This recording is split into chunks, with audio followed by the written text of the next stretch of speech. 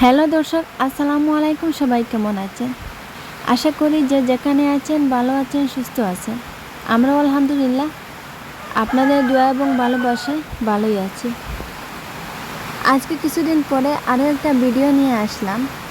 তো এতে করে অনেক রহস্যময় বিষয় আছে, আপনারা জানতে হলে শেষ পর্যন্তই সঙ্গে থাকুন। ইদানিং বেশ কিছুদিন থেকে দেখে আসছি তারেক আর টুনির কিছু ভিডিও। তো সোশ্যাল মিডিয়ার মাধ্যমে অনেক তোলপাড় হচ্ছে ওদের কথাবার্তা নিয়ে। তো সেখান থেকে আমি আজকে কিছু কথা আপনাদের সাথে শেয়ার করছি। আমরা দেখতে পাচ্ছি টুনি বিভিন্ন সোশ্যাল মিডিয়ার মাধ্যমে বা সাংবাদিকদের মাধ্যমে টুনির যে বক্তব্যগুলো দিয়েছে, সেই বক্তব্য থেকে ধরা গেছে যে তার বক্তব্য অনুযায়ী আমরা ধরতে পাইছি যে টুনির সবগুলা কথার মধ্যে কিছুটা কথা ফল্ট হয়ে গেছে।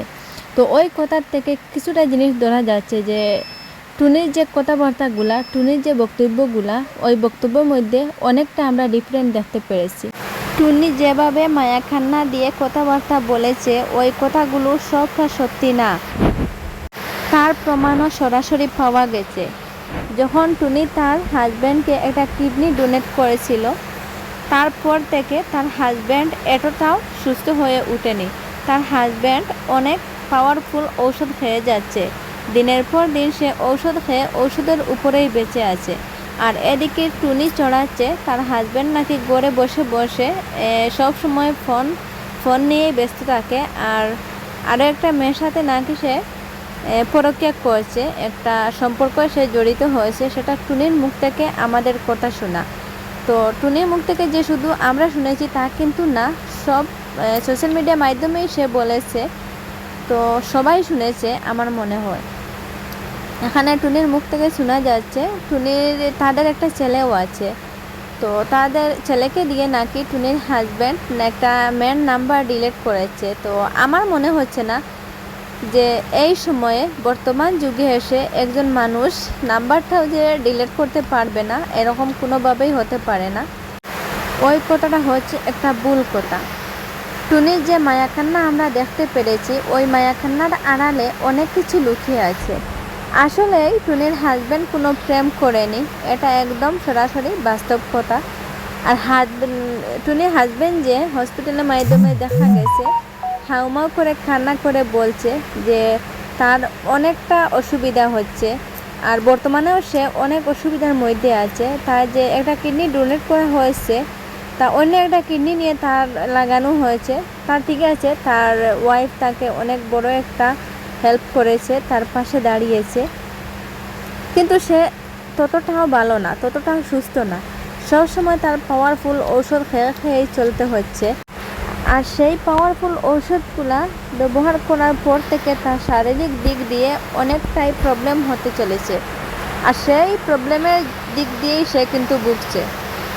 আর এদিকে টুনির একটা আছে পার্লার, বিউটি পার্লার। সে তার বিউটি পার্লারে কাজ করে। সে বলেছে সেই বিউটি পার্লারে যারা কাজ করে তারা সবসময় সাজাগুজা নিয়ে ব্যস্ত থাকে, সবসময় মানে সাজাতে বা তারা নিজে সাজতে। তো তখন নিজেকে অনেকটা স্ট্রং মনে হয় নিজেকে। মানে আপনাদেরকে আমি বুঝাতে পারছি না, যেটুকু আপনারা নিজেরাই বুঝতে পারবেন যে কীরকম লাগে।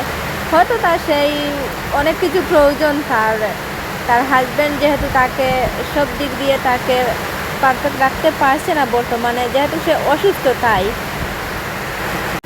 আর এদিক দিয়ে টুনি পরকীয়া করছে। আসলে টুনির হাজব্যান্ড না, টুনি তিনটে প্রেম করছে। তো এটা হচ্ছে তার বাড়াটিয়ে।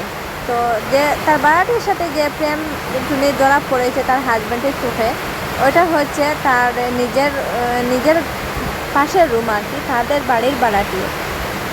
এটা আবার তার হাজব্যান্ড সরাসরি ধরে ফেলেছে। তারপর থেকে টুনি আরও দুটো প্রেম করেছে।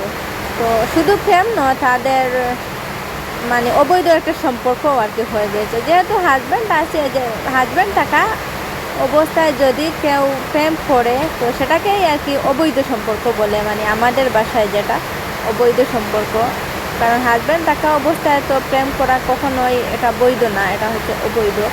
আসলে আমরা টুনির কথাবার্তা শুনে আমরা ভেবে নিয়েছি যে টুনি এত বড় একটা কাজ করেছে, তার হাজব্যান্ডকে প্রাণে বাঁচে যে একটা কিডনি ডোনেট করে, তো তার মনে হয় সব কথা সত্যি। তো আমরা সবাই তারেককে ভুল বুঝেছি, টুনির হাজব্যান্ডকে, যে আমরা সবাই ভুল বুঝেছি এক কথায়।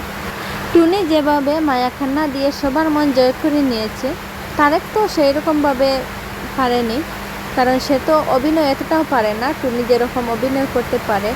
টুনি অভিনয় পারবে, জানবে, কারণ টুনি হচ্ছে বিউটি পার্লারে কাজ করা একটা মেয়ে, তার সাথে অনেক কিছুর মোকাবিলা হবে, তাই সেসব দিক দিয়েই পারফেক্ট হবে। কিন্তু তারেক এতটাও না, সে ভিতরে ভিতরে খানা করেছে, বলার সুযোগ, যদি সে বলার সুযোগ যখন পেত তখন সে বলতো।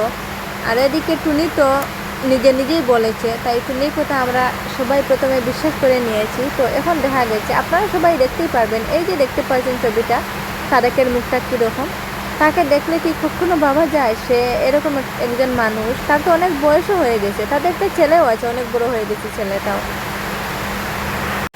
আসলে এই সোশ্যাল জগতে সবার মন এমনভাবে জয় করে নিয়েছিল প্রথমে টুনি, যে সবার মনে আর কি কে কাকে কিডনি দেবে, তার আত্মীয় স্বজন, তারেকের আত্মীয় স্বজন, মা বাবা, আত্মীয় স্বজন যা আছে, কেউ তাকে এরকম একটা হেল্প করবে না বা করছেও না, কিন্তু টুনি সেটা করেছে।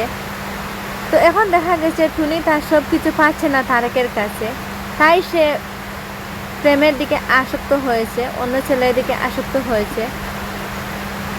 জানি না আসলে টুনির মনে কি এসেছে, আমরা কেউই বলতে পারবো না, কিন্তু টুনি এটা একদম 100% সত্যি, টুনি প্রেম করছে, সেটা টুনির কথার মধ্যে দিয়ে বোঝা যাচ্ছে। অনেক মিডিয়ার মাধ্যমে আমরা শুনতে পাচ্ছি টুনির মুখের কথা। তো টুনির কথায় টুনি নিজেই ফেসে যাচ্ছে, কারণ তার কথাগুলোর থেকেই আমরা যা ধরতে পেরেছি, সে নিজেই ধরা খেয়ে গেছে। শুধু যে একটা কিডনি দিয়ে জীবনটা বাঁচিয়েছে, আর এদিকে ভিতরে তারেকের জীবনটা যে শেষ করে নিয়ে যাচ্ছে। আর সব সময় তারেক বলেছে, সব সময় তাকে কথা বলে যে আমি তোমাকে কিডনি দিয়েছি, তোমাকে আমি কিডনি দিয়ে বাঁচিয়েছি, এরকম একটা আর কি মানসিকভাবে একটা টর্চারের মধ্যে রেখেছে টুনি তারেককে, সেটা তারেকের মুখ থেকে শোনা। তো দর্শক বন্ধুরা, আপনাদের কার কেমন মতামত সেটা জানাবেন কমেন্ট বক্সের মাধ্যমে।